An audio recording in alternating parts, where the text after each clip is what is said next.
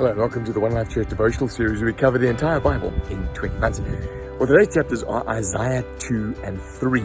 And this is how Isaiah starts. This is what Isaiah, son of Amoz, saw concerning Judah and Jerusalem. Now, obviously, that is the southern kingdom and its capital.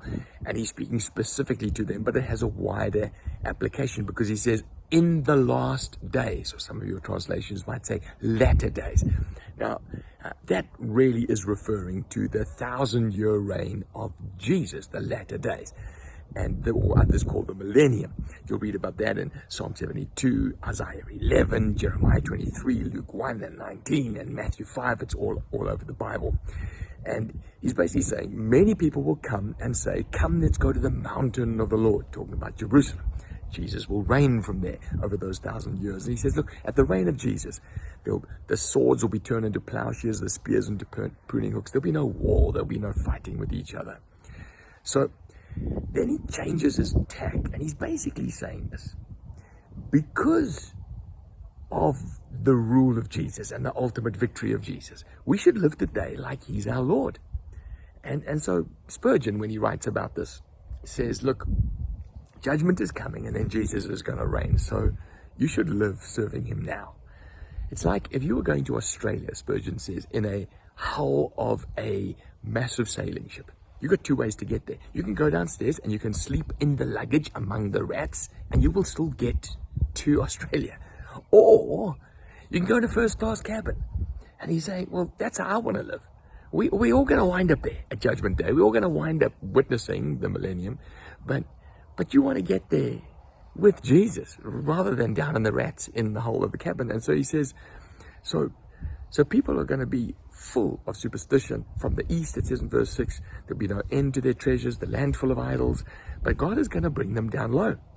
And the arrogance of man will be brought down low. Verse 19 says, people will flee into the caves and the rocks and the grounds and the fearful presence of the Lord.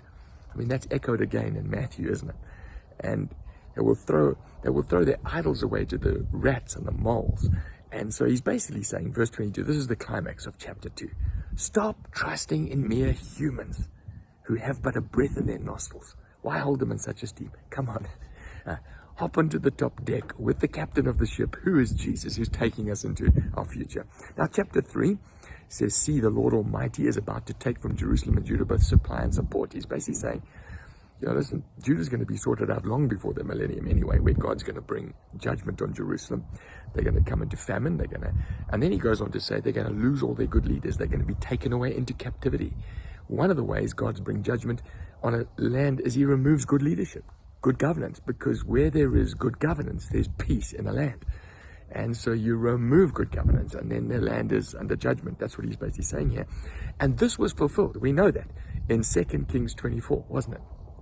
When, all the good, strong men of Israel were taken off into captivity, incredible food shortages, and basically God is saying over Judah, he's saying, listen, get your act in order, because otherwise, judgment is coming. He doesn't tolerate idolatry, and no matter how good it's looking now, because he's saying, look, you've got lots of wealth now, it's looking good now, but actually, God has his will in the end of the day. So you might say, well, what application has this got to you and to me? I mean, these things happened thousands of years ago. I mean, and we're waiting for the return of Jesus.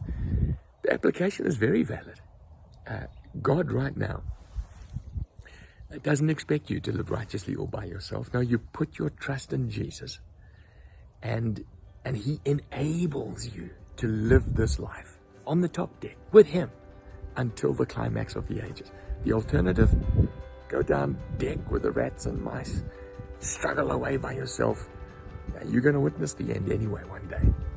And so chapter 2 and 3 is a sober reality check of who you're spending your life with as the world hurtles towards its climax.